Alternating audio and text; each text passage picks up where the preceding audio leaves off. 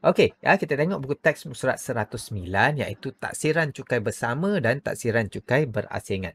Okey, untuk individu yang telah berkahwin yang berkahwin saja, sistem taksiran cukai pendapatan membenarkan taksiran dibuat mengikut satu daripada jenis taksiran di bawah, iaitu bersama. Yang inilah yang boleh sama isteri dan suami buat taksiran bersama ataupun taksiran cukai berasingan seperti yang kita kira taksiran cukai individu tadi. Okey, ada 4 syarat membuat taksiran cukai bersama ini.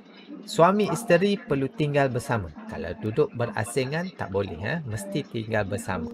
Okey, suami isteri mestilah warga negara Malaysia jika tidak bermastautin.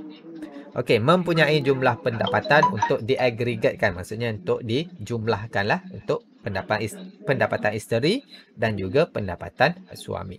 Dan hanya boleh dibuat dengan seorang isteri saja. Kalau beristeri dua, hanya boleh buat salah seorang saja isteri. Sama ada isteri pertama ataupun isteri kedua. Pilihlah yang mana nak pilih. Kalau nak buat taksiran cukai bersama. Kalau nak buat taksiran cukai bersama. Itu optional sama ada kita nak buat bersama ataupun berasingan.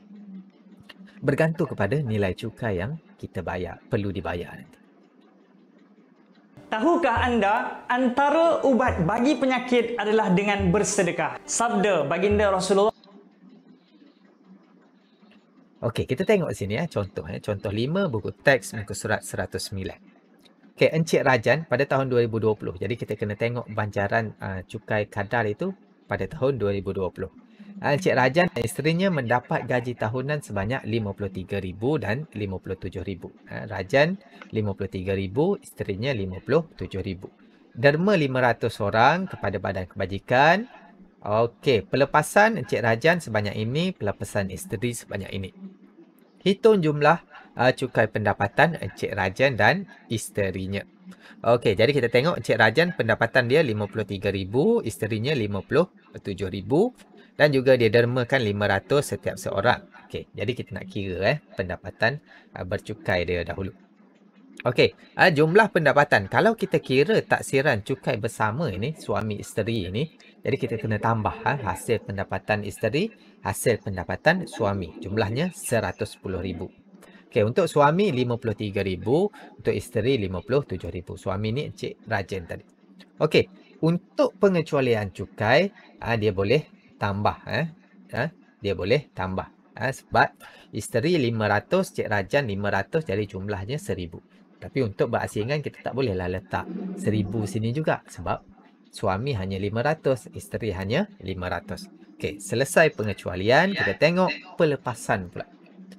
Okey, untuk taksiran cukai bersama, individunya hanya 9,000. Dia tak berganda. Walaupun dia dua entiti, dua orang, tetapi dia tak berganda untuk taksiran cukai bersama. Sama juga dengan had bagi setiap pelepasan cukai itu. Dia takkan berganda dua kali ganda. Dia masih lagi stay yang sama. Itu kekurangan apabila membuat taksiran cukai bersama.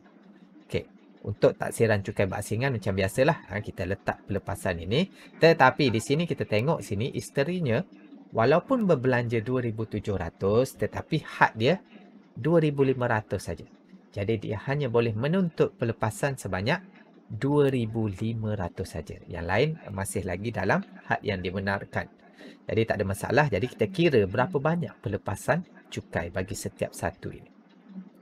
Jadi jumlah pelepasan bagi taksiran cukai bersama sebanyak 21,500. Encik Rajan 19,980. Isteri dia 20,070 ringgit. Okey, apabila kita dah kira, kita ada jumlah pendapatan, kita ada kira pengecualian, kita dah kira jumlah pelepasan, barulah kita boleh kira pendapatan bercukai dia. Okey, jadi kita tolaklah. Kita tolak. Okey, yang ni 87,500, yang ni 32,520. Yang ni 36,430. Macam mana dapat ini? Tolak 57,000, tolak 500, tolak 20,070 ringgit. Yang lain pun samalah. Okey, jadi apabila kita dah dapat pendapatan bercukai ni, jadi kita kena kiralah cukai dasar dia berapa. Jadi bergantung kepada jadual banjaran cukai itu. Kita tengok sini 87,500 Okey, yang ini 87,500 dia berada pada banjaran sini, jadi cukai dasar dia 4,600. Okey, untuk Encik Rajan 32,000 di sini, dia duduk di sini. Jadi cukai dasar dia 150. Untuk isteri 36,430, dia banjaran dia di sini. Jadi cukai dasar dia 600. Okey, kita tengok yang ini 21%. Yang ini 150, ini 3%. Yang ini 8% kadar bagi baki baki pendapatan dia. Okey, cukai atas baki dia sebanyak 17,500 didarabkan dengan 21%, iaitu kadar dia, kadar yang dikenakan cukai. Okey, suami sama 3%, isteri 8%, kita dapat nilai ini. Kita dapat nilai ini. Jadi rebat. Lepas itu kita kira rebat. Apabila pendapatan lebih 35 tak kenalah. Tak dapatlah rebat. Tetapi Encik Rajan pendapatan bercukai dia bawah 35,000, dia dapat rebat. Isterinya tak dapatlah lebih 35,000. Jadi barulah kita boleh kira cukai pendapatan yang harus dibayar.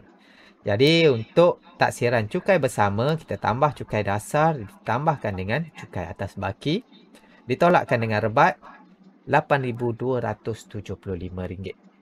Okey, untuk Encik Rajan, cukai dasar dia 150 ditambahkan dengan cukai baki dia, cukai atas baki ditolakkan dengan rebat, dia hanya perlu bayar RM125.60. Untuk isteri dia RM714.40. Hasil tambah kedua-dua ini adalah RM840. Sangat berbeza, lebih kurang 10 kali ganda. Okey, jadi antara cukai bersama dan taksiran cukai berasingan, yang mana lebih sesuai digunakan oleh Encik Rajan dan isterinya? Okey, bergantung pada Encik Rajan lah. Kalau dia nak bayar lebih, dia bayarlah lebih. Tetapi bagi saya, taksiran cukai berasingan lebih sesuai kerana cukai pendapatannya lebih rendah, iaitu 840 berbanding dengan 8,275. Okey, jadi yang mana yang lebih tinggi kita tak pilih. Kita pilih yang rendah lah biasanya. Kita tak ambil yang tinggi untuk bayar ni. Jadi kita bayar yang lebih rendah. Jadi taksiran cukai berasingan lebih sesuai bagi Encik Rajan dan isterinya.